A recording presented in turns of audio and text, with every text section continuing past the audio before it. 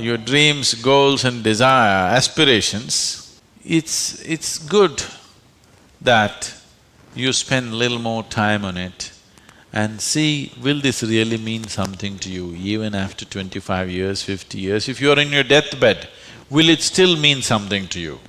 You must look at it. Whatever you're aspiring for, whatever you're dreaming of, whatever goals you have set, will it really mean something? Because most of these goals are traps. It's traps. You get in, it's only one-way street, you can't turn back. I want you to look at this, because many of them are older than you. You ask them what they dreamed of at 18, they're fortunate it didn't come true.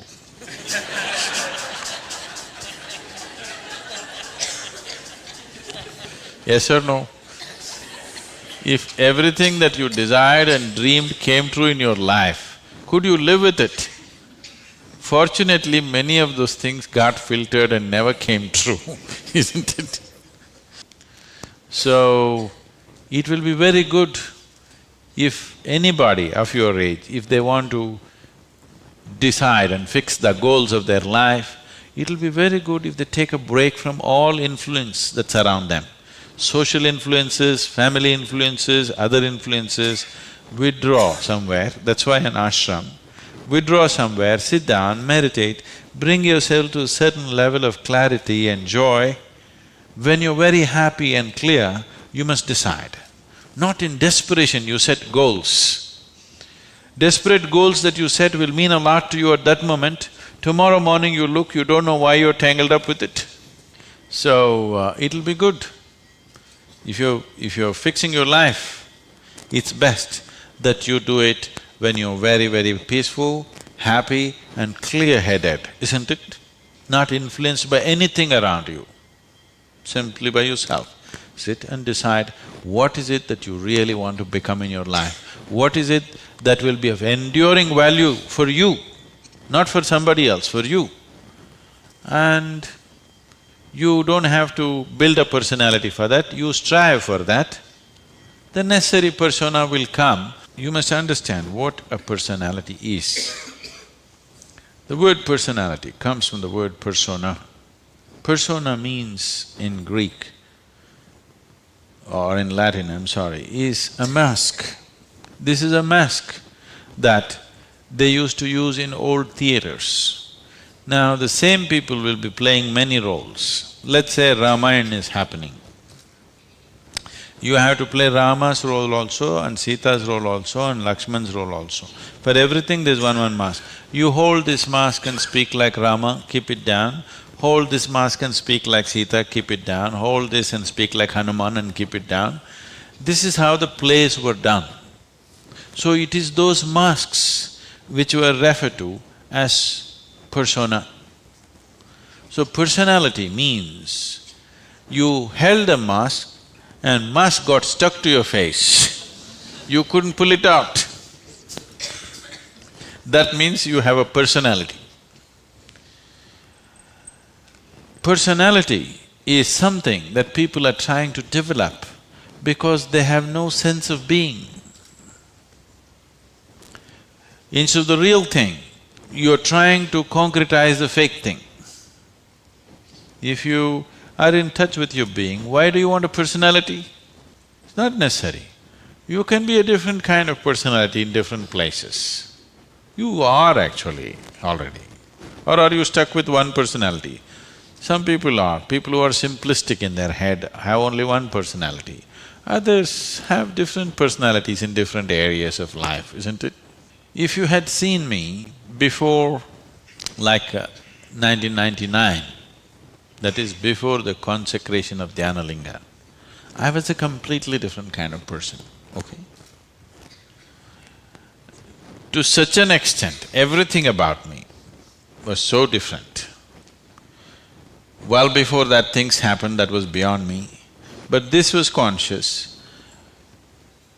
At that time I was single-minded towards a certain purpose, I was in a certain way. So after… I never thought I will live beyond that, but somehow things happened. Then I thought, okay, now that the work is over, let me change my personality. completely. To fulfill that, I had acquired a certain kind of personality. And now that it's over, I thought, let me change it. And I told people around me, see, I'm going to change my personality. Don't be shocked, I'm still the same guy. They said, no problem, this. I said, just hang on, because things will change. Everything about me will change, the way I operate will change, the way I speak will change, the way I dress will change, the way I do, everything will change. They said, no problem, we know you, we love you with this. I said, that's okay, hang on tight, because when things change, people fall off. Lot of people fell off because they couldn't believe. Where is that person that they knew? That person just evaporated, you know This is a new person, they can't identify with this new person. I told them and changed. In spite of that, they fell off, so many of them. So many of them who were very dear to me and very close to me, they fell away because I changed so dramatically. And I told them I'm going to change because one phase of work is over, now it's time to change my personality. The way I look, the way I dress, the way I speak, the very way I am, everything about me. I even changed what food I like. I changed my personality, so I thought I'll change my food also. So personality is something that you have taken on, but you have become so unconscious about it that you think it's for real. You're asking how to develop, that means you're making it up, right?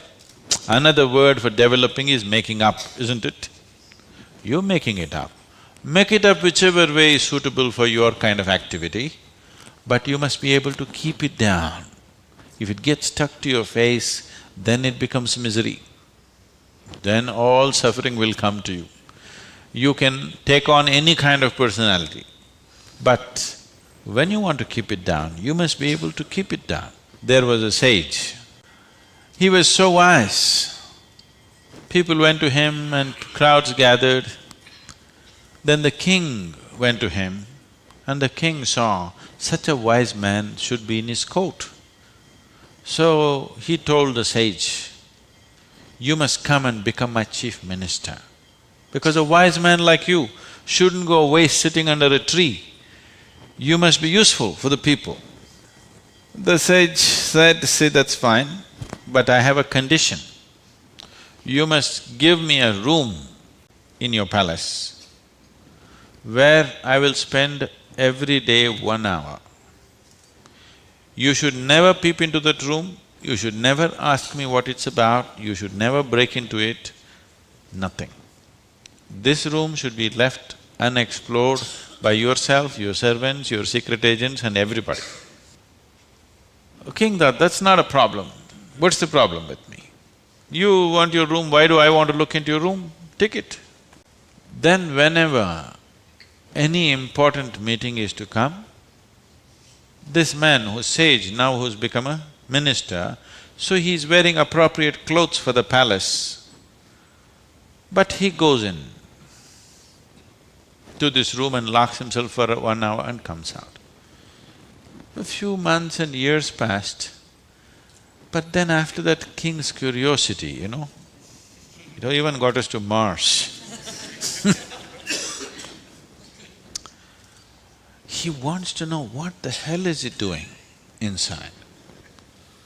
So rumor started all around, oh, he's doing something, he's got somebody inside, maybe he's an enemy agent, he suddenly landed here, what is he doing there, what is he doing there?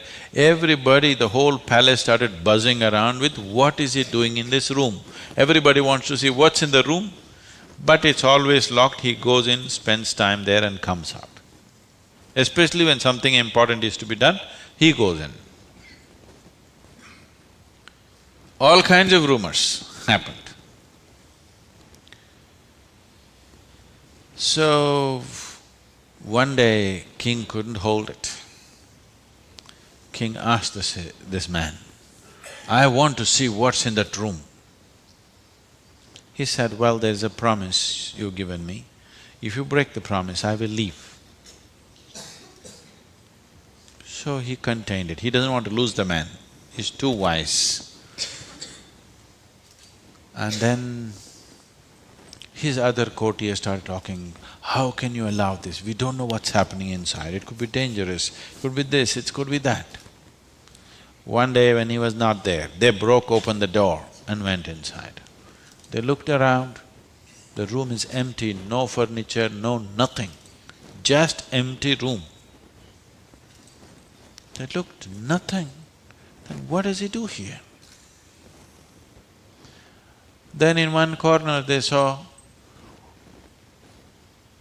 very, worn out clothing hanging there and a begging bowl.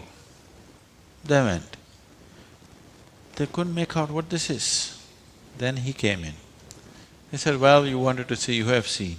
The king asked, what do you do here?